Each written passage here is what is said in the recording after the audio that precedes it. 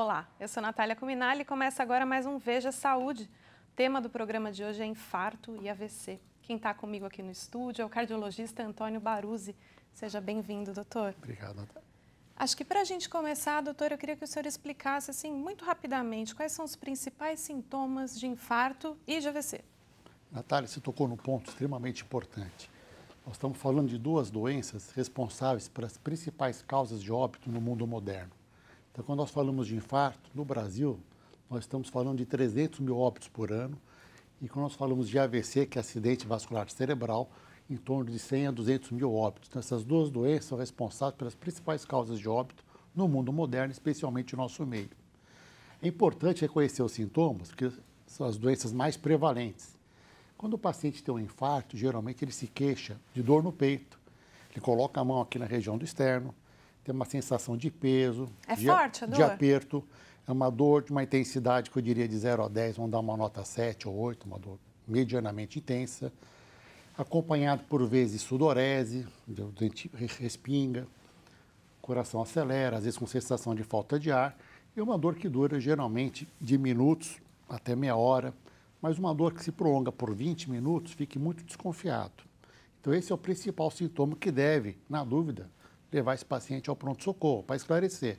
Nem toda dor no peito significa infarto, mas temos que ter a certeza absoluta. E às vezes passa, então, depois desses 20 minutos, a pessoa pode falar, bom, passou, está tudo bem, melhore no médico. Pode ter um período de melhora, de acalmia, mas a dor é persistente, ela é recorrente, então isso faz com que a pessoa procure rapidamente um serviço médico. Inclusive, quanto mais precoce for ao hospital, e se for confirmado infarto, maiores as chances de a gente conseguir reverter esse processo e o paciente ter uma recuperação da saúde melhor. Já o AVC é um sintoma diferente.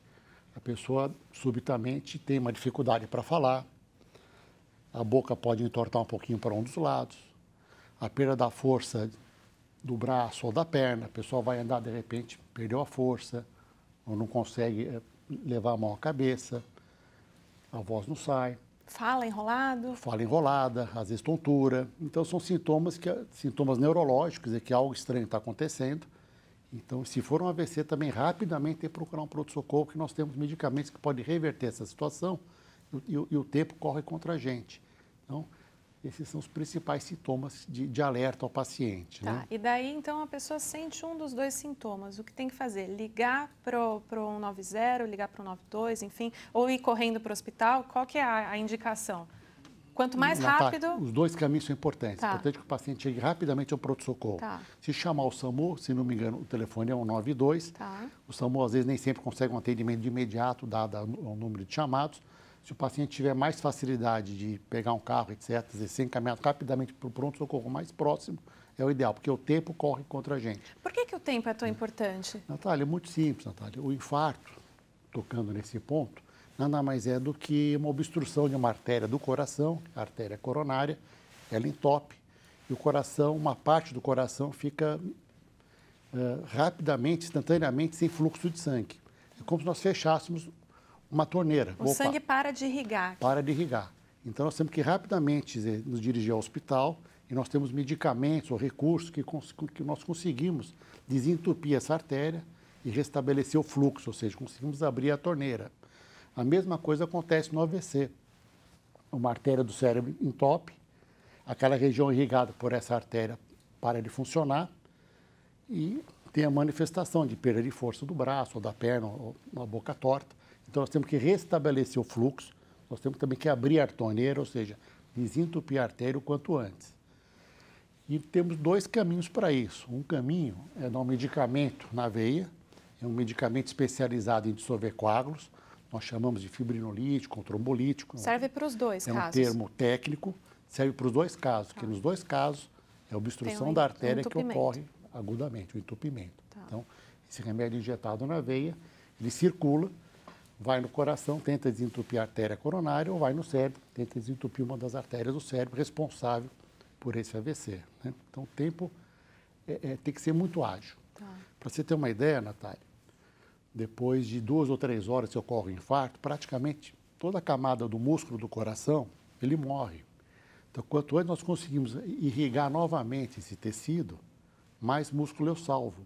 E com isso nós evitamos que o paciente evolua com insuficiência cardíaca, com arritmia, queda de pressão, porque o músculo foi preservado. A mesma coisa no cérebro. Nós temos 3 horas para restabelecer o fluxo. É um tempo curto, mas se o doente for rapidamente ao hospital, o hospital estiver preparado para esse tratamento, injeta-se o medicamento e a chance de abrir a artéria é de 80%, 90%.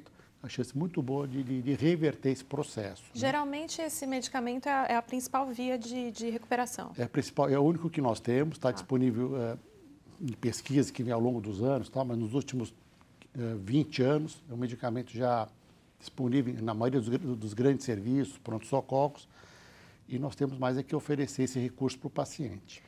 No caso do infarto, só adiantando um pouco, se o hospital tiver um serviço de hemodinâmica, de cateterismo cardíaco, que nós chamamos, ele também pode ser encaminhado do pronto-socorro direto para a sala de hemodinâmica. Aí, através de um catéter, nós localizamos a artéria entupida e tentamos desobstruir essa artéria, geralmente com a colocação de um stent, né? Então, nós restabelecemos o fluxo. Então, é uma forma de abrir a artéria mecanicamente. Se o hospital não tem serviço de hemodinâmica disponível, inclusive no Brasil, somente 15% dos hospitais têm serviço disponível, mais os serviços privados do que os públicos. Então, esse medicamento é o que salva. Inclusive, pode ser feito na ambulância. No caso do infarto, você chama ambulância, o SAMU, uma ambulância UTI ou uma ambulância privada.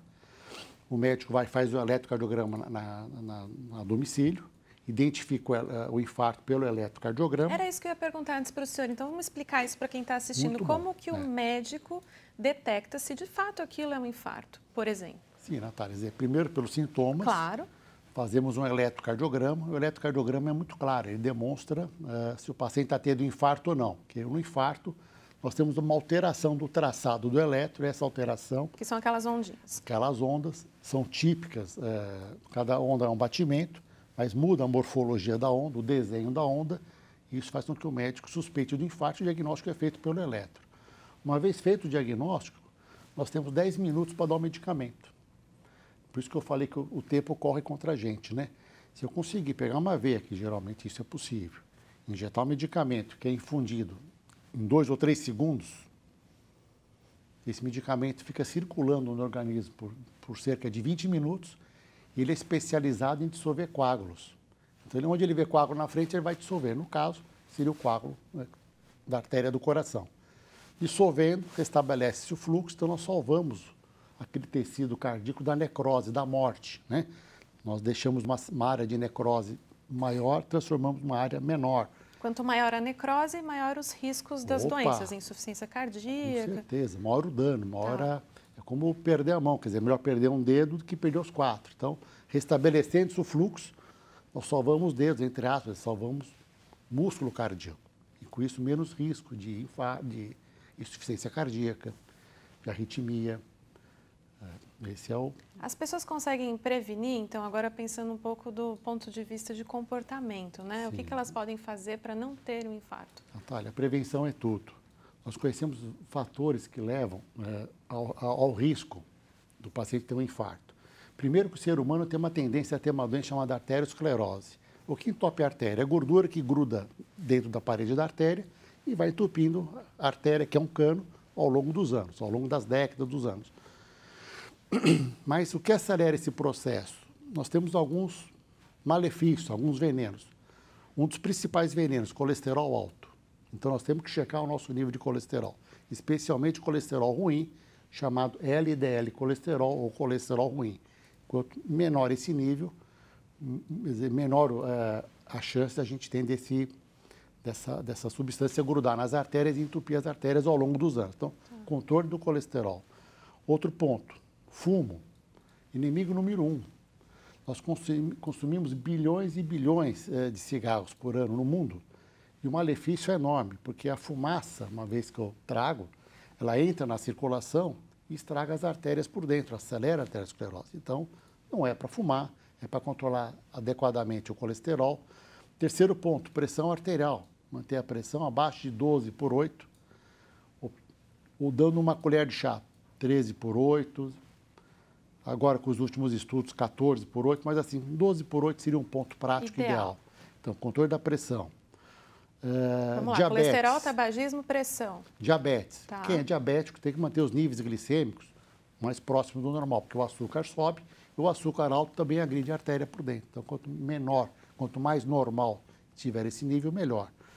Outro ponto, obesidade, inatividade, a falta, as pessoas que não têm um hábito de ingerir frutas, legumes, então fica à base de frituras, massas, aqui não condenando nenhum desses alimentos que a gente também apreciamos, mas com moderação. Dieta saudável. Dieta saudável, base de frutas, legumes, importante.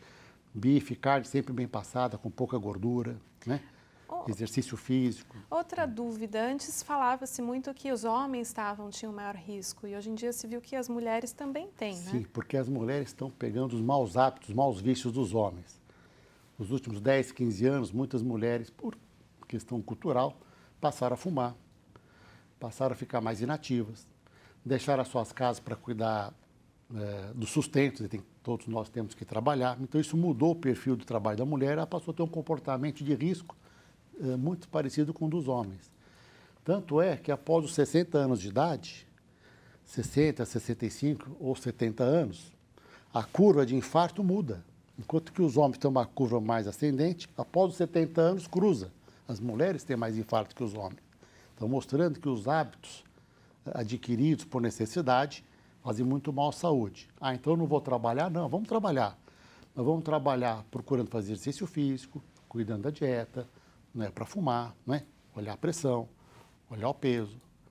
Então, isso ainda é para ter uma vida saudável. Na linha do infarto, essa questão da emoção. Ele teve um ataque do coração quando aconteceu isso. Isso de fato acontece? Acontece, Natália. Quem de nós já não passou uma emoção muito forte, um parente, né? Uma emoção forte. Puxa, ele teve uma notícia agradável ou desagradável.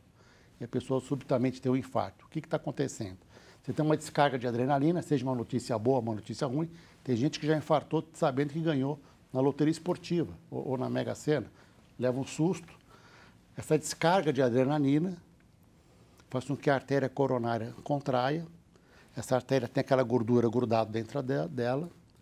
A gordura racha e acaba entupindo o nosso cano, encanamento por dentro. Já estava ali para acontecer, mas aquela descarga ajudou. Foi o ponto. Tá. Final de jogo, final de campeonato. Puxa, o cara morreu no estádio, levou um susto, né? Meu time do coração ganhou o campeonato e a pessoa morre subitamente. Então, as emoções matam. Agora, o estresse mata, essa é uma outra questão também importante a gente abordar. O sujeito é nervoso, vivia insatisfeito e teve, sim, é verdade, a insatisfação, a tristeza, a mágoa, esse estresse, seja familiar, seja no ambiente de trabalho, também machuca a alma, mas estamos falando das artérias, machuca as artérias por dentro e acelera a arteriosclerose. Então, o estresse hoje ele ocupa a quarta, quinta posição dentre os fatores de risco. Pressão, diabetes, colesterol, fumo, aqui vem o estresse. Então, é importante que a gente procure ter uma vida menos estressante, acho que é fácil falar, difícil praticar. De que forma? Vamos colocar filtros nos problemas. Os problemas nos afligem no minuto que a gente acorda, não é isso? Sim. Mas também acordamos para a vida e tem o sol lá fora, né? Então, é muito mais alegria que tristeza, muito mais alegria. Então, colocar alguns filtros, saber administrar os problemas. Então, essa é a sabedoria da vida. Quem souber, viverá mais. Legal. Né? Doutor, nosso tempo está acabando. Eu queria que o senhor desse uma mensagem final ali da prevenção, né? Do diagnóstico precoce. Vai correndo para o hospital. Sim. Rapidamente para o hospital, procura um hospital já de seu conhecimento que é especializado em tratar o paciente com infarto. Esse médico vai administrar um medicamento especializado em desentupir a artéria, grande chance de abrir a artéria e restabelecer o fluxo, menos sequela, o tratamento vai dar certo. Mas se nós olharmos retrospectivamente por que isso aconteceu, maus hábitos de vida. 80% das pessoas estão com hipertensão, estão com diabetes, colesterol, estão fumando, estão estressados, falta de exercício. Então, isso tudo aumenta o risco, né? Então, se cuidem. Então, se cuida. Legal. E sejam felizes, né? Doutor, muito obrigada pela sua presença. Obrigado, Natália. O Veja Saúde termina agora. Obrigada e até a próxima.